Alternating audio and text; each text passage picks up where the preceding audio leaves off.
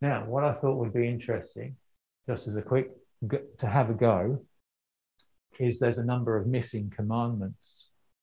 And I wonder if we can start to propose what some of these might be. Let's go for the covet one. The covet. Okay. Again, what we're going to do is we're going to work from the bottom because it's the easiest way to do it. So the meaning, the earthly meaning of covet. Be jealous of. Yeah. To want something. Sorry, what was it? Something or someone. Oh, yes, yes, indeed. Yeah. Okay. Now, spiritual. Let's just go back to my table. This is what I pulled out of the text and what I felt he was saying, where he was going. To do with our relationships with principles of goodness and truth as they exist in ourselves and in others. To do with causes and to do with understanding. Right, now let's see if we can apply that. Oh, yeah, here it is, this one.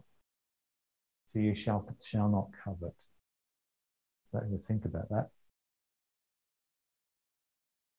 What causes you to be jealous or to desire something that someone else has? Inadequacy. Or to be in want. To think about that, to be in want, to sense a lack, and there's inadequacy we're talking about.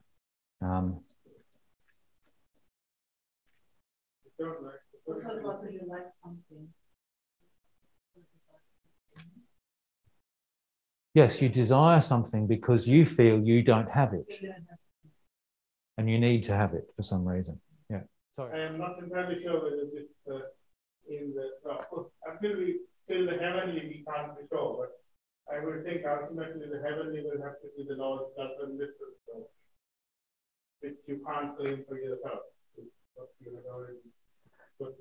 All right, well, let's put it in. I mean, it is. It's to rely upon the Lord. So what I want you to notice about this is, if you get the heavenly right, you get the spiritual right, you get the earthly right. If you learn to rely upon the Lord for all things, right, that sense of greed, inadequacy, curiosity, want, sense of lack, it doesn't exist. And you will not be jealous of or desire what someone else has. So often, we live the commandments of this earthly kind of level as though it's to do with the actions that we do. And that's right. I mean, it is right. You don't want to be going around murdering people. And sometimes you can fly into a murderous rage, Hopefully that doesn't happen too often. But, we can get very, very angry.